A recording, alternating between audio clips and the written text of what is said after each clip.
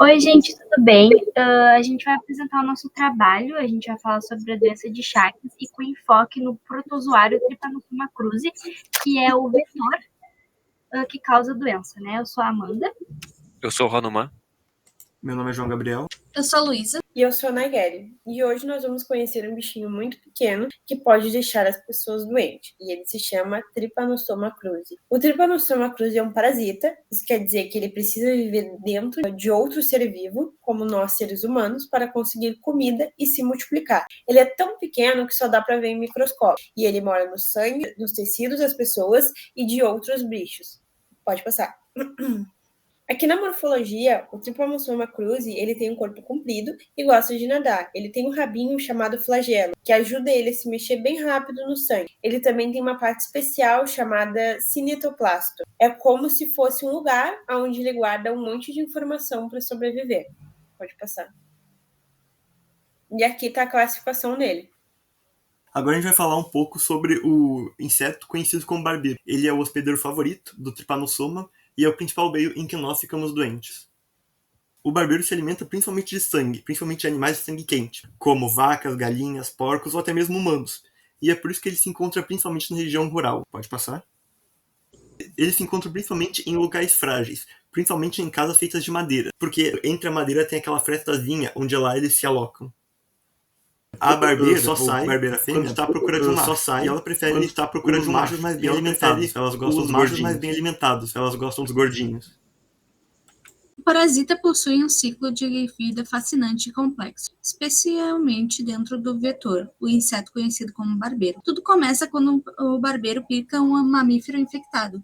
Ao fazer isso, ele ingere as formas do parasita chamada tripomastigotas, que estão circulando no sangue do hospedeiro. Uma vez dentro do intestino médio do barbeiro, ele passa por uma transformação, convertendo-se em epimastigotas.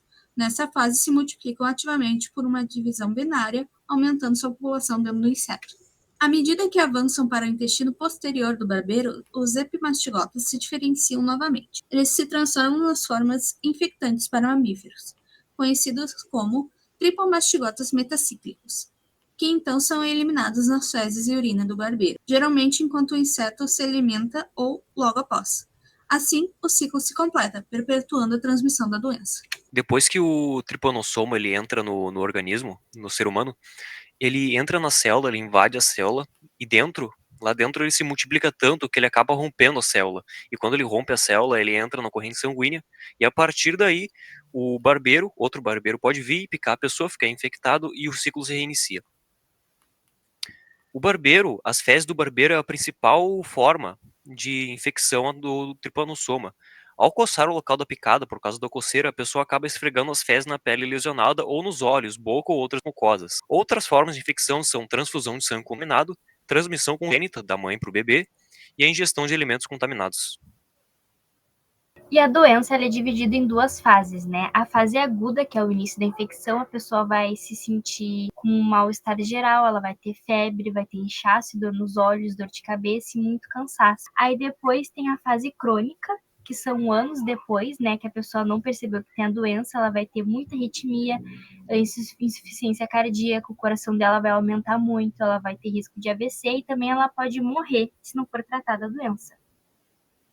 E como trata a doença, né? O tratamento é feito pelo uso de medicamentos antiparasitários, que é para Trypanosoma cruzi. Só que ele só é mais eficaz na fase aguda, que é o início da infecção, porque depois que a pessoa fizer o tratamento na fase crônica, ela vai ali controlar alguns sintomas, mas ela não vai ser totalmente curada.